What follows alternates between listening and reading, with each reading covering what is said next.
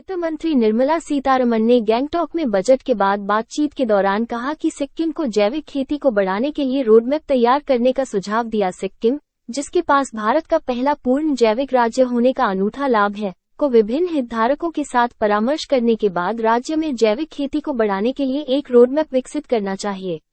बेहतर मूल्य प्राप्ति के कारण निर्यात भी, इसकी योजना में बाजरा भी शामिल होना चाहिए, उसने कहा। सिक्किम 2016 में भारत का पहला पूर्ण जैविक राज्य बन गया। जैविक खेती प्रथाओं को लागू करने के बाद कृषि भूमि। सीतारमण ने ये भी आग्रह किया कि वित्तीय सेवा विभाग के सचिव DFS विवेक जोशी गैंगटॉक का दौरा करते हैं और उनसे मिलते हैं। राज्य स्तरीय बैंकर समिति SLBC का आयोजन, व्यक्तिगत बैंकों के प्रदर्शन की गहन समीक्षा, विशिष्ट सरकारी योजनाओं को बढ़ावा देना और सुनिश्चित करना कि किसी भी जिले की अनदेखी नहीं की जाती है।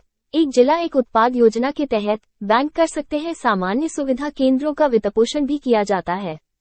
सीतारमण ने कहा कि सिक्किम को इसमें शामिल होना चाहिए। राष्ट्रीय स्टार्टअप पारिस्थितिकी तंत्र ताकि स्टार्टअप कर सके। प्रमुख फार्मा उद्योग के लिए समाधान प्रदान करना और कनेक्टिविटी के मुद्दों को दूर करना। राज्य पर्यटन को बढ़ावा देने के लिए होमस्टे की सुविधा प्रदान करने वाले कुछ पर्यटन एग्रीगेटर्स को बुलाने की पहल कर सकता है।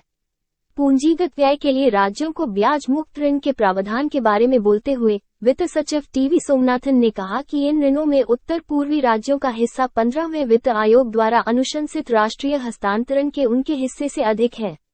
उन्होंने कहा, चालू वित्त वर्ष में सिक्किम द्वारा राज्यों को ब्याज मुक्त ऋण के तहत राज्य सरकार द्वारा चुनी गई योजनाओं पर लगभग 400 करोड़ रुपये खर्च करने की उम्मीद है।